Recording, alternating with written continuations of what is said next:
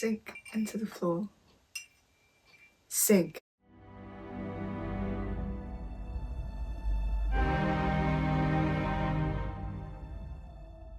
Welcome back, film savants. My fleeting attention was recently caught by a film by which I was particularly impressed for its use of subtle symbolism often weaved into the media codes themselves. If you've already seen it, you might have guessed by the nature of this introduction that this film is indeed none other than Jordan Peele's Get Out. Get Out is a 2017 feature film starring Daniel Kaluuya as Chris, a young black man invited to a weekend getaway to meet the parents of his white girlfriend Rose, played by Allison Williams. Initially interpreting their excessive hospitality as nervous attempts to deal with their daughter's interracial relationship, as the weekend advances, Chris realizes the true purpose of his being there, and unimaginable conspiracies are unveiled. Released amidst the resurgence of the Black Lives Matter movement, this film focuses on themes of historical racism and slavery. While many of these values are symbolic, they are also channeled through the modern experience of covert racism. This video will focus on Peele's use of sound in Get Out, specifically the music choices. Before we get started, I like to specify that I'm not delving into the original soundtracks created for the film itself. Today, I'm focusing on pre-existing songs that Jordan Peele chose to include in his film, which brings us to the opening scene. Peele kicks off the movie with arguably the most unsettling scene in the whole film.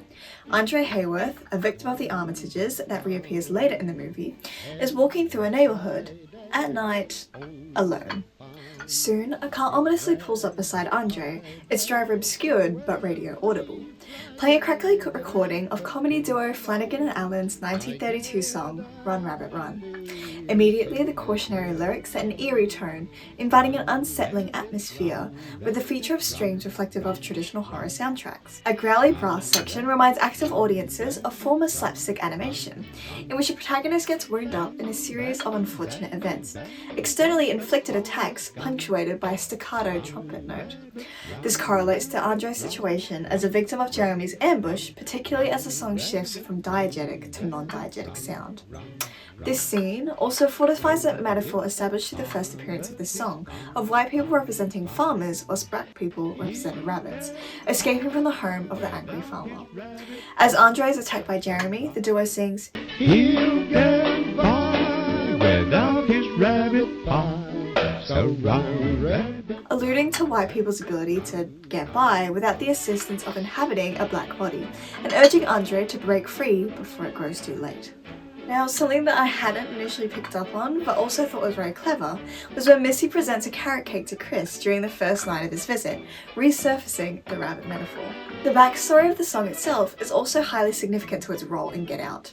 Originally written for Noel Gay's show The Little Dog Laughed, its popularity gained momentum during World War II, taking on new meaning after the comedy duo altered its lyrics to mock the Nazis. Don't run, and don't run, run, run.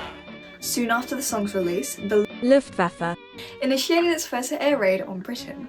Supposedly, a rabbit was the only being to fall victim to this first bombing, and from then on, the rabbit became a symbol of British empowerment during the war. In Andre's circumstance, the narrative of this song is flipped. Rather than the oppressed minority using the song to make a mockery of their persecutors, the song is playing from the source of the persecution, namely Jeremy Armitage. Consequently, the empowering ability of the song is overridden, using it against the oppressed minority to further establish their dominance and political power. There is also another song in Get Out, which acts as a warning for black victims, albeit in a different manner. Rather than urging them to flee to safety, the song begs the protagonist to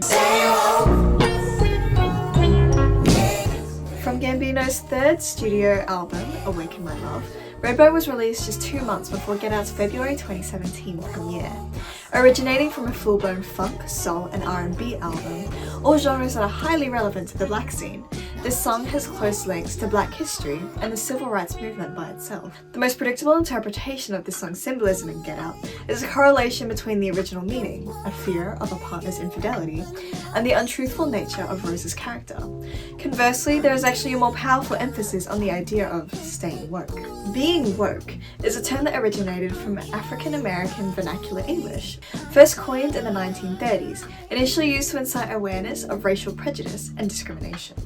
Placed in the context of the movie, the singer appears to be begging Chris to stay, rather than the disloyal lover from the song's original concept.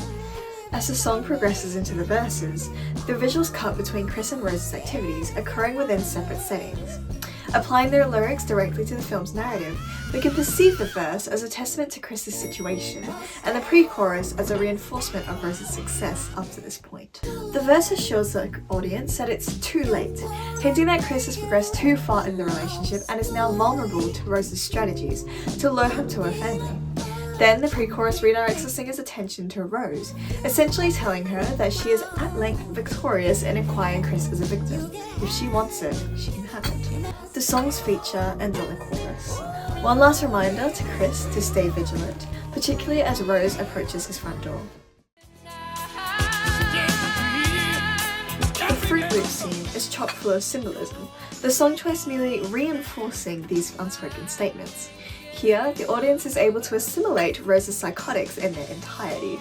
Her milk has been separated from her cereal as she takes minute bites from single Fruit Loops at a time. Furthermore, her victims have been chillingly returned to her wall like trophies, and her hair is tightly wrung back in a ponytail as she dons a neat white shirt. Her lack of empathy is reinforced as she plays a renowned pop song, I've Had the Time of My Life, by Bill Medley and Jennifer Warnes, a jubilant melody to juxtapose with the violence ensuing downstairs.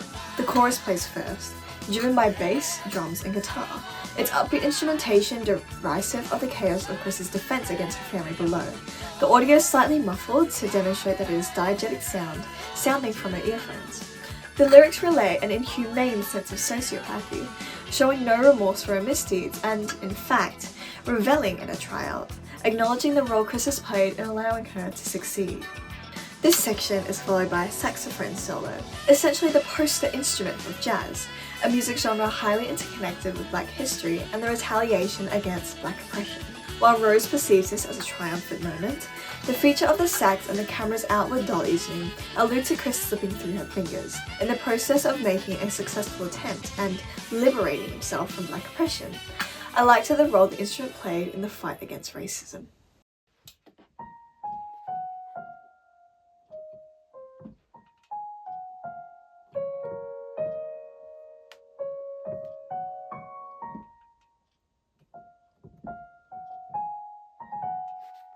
Symbolism and acknowledgement of racially centered themes are deeply intertwined with the very media codes and conventions that make up each and every frame of this film. As a musician myself, I was, of course, drawn to the inclusion of pre-existing music as much as I was to the ingenious OST, and I was predictably satisfied to find they contained much more than surface-level relevance to the film's context, despite being made long before it. Peele is a mastermind, a demonstration how profoundly the minutiae of a given scene can shape the audience's understanding of the narrative's concept and its ideas.